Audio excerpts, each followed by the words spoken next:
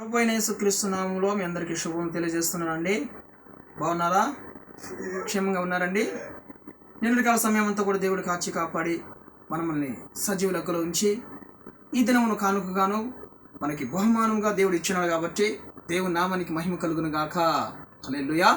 మరి దేవుని యొక్క వాగ్దానం ఈరోజు మనం చూసుకుందామండి.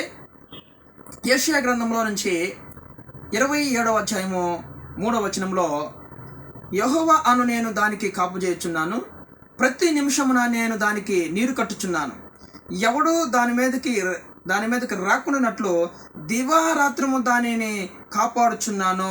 హల్లెలూయా.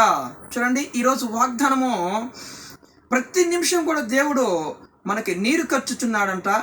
ఎవడు దాని మీదకి రాకుండానట్లు దివారాత్రం దాన్ని కాపాడుచున్నాడు.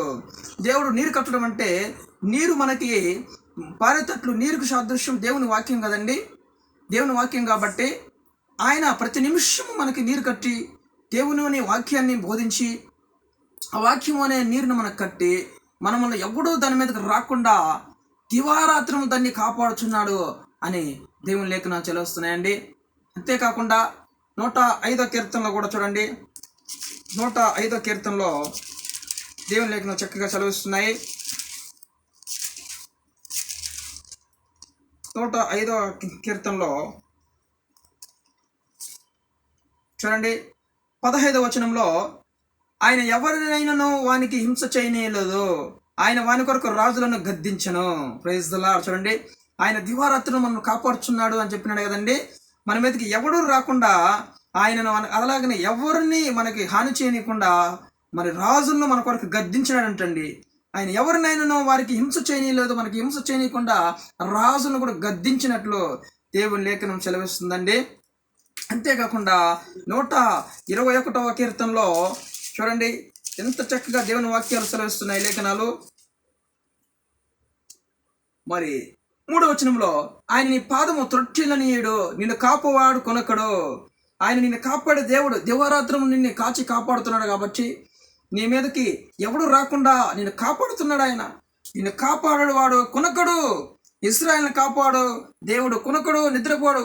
యెహోవా నిన్ను కాపాడువాడు అని చెప్తుంది దేవుని లేఖనాలు. ఆయనే మనల్ని కాపాడుతున్నాడంట, దివారాత్రం కాపాడుతున్నాడు. మనల్ని కాచి కాపాడి మరి ఆయన కునుకొక నిద్రపోక దివారాత్రం మనల్ని కాపాడుతున్నట్లు యెషయా గ్రంథంలో చదివించినాడు. కీర్తన గ్రంథంలో కూడా కీర్తనకారుడు రాస్తున్నాడు. కాబట్టి మనకి ఏ అపాయం రాకుండా యెహోవా నిన్ను కాపాడును. మనకి ఏ అపాయం రాకుండా దివారాత్రం ఆయన కంచికి కనుపాపు వలె మనల్ని కాచి కాపాడుతున్నాడు అండి. తల్లి అయినా నిద్రపోతుంది, తండ్రి అయినా నిద్రపోతాడు.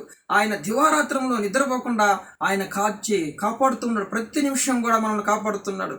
వాక్యం అనే నీరు చేత మనల్ని కాపాడుతున్నట్లు దేవుని లేఖనం చదివిస్తున్నది. ప్రతి నిమిషం కూడా ఆయన మనల్ని కాపాడుతూ ఉంటాడండి.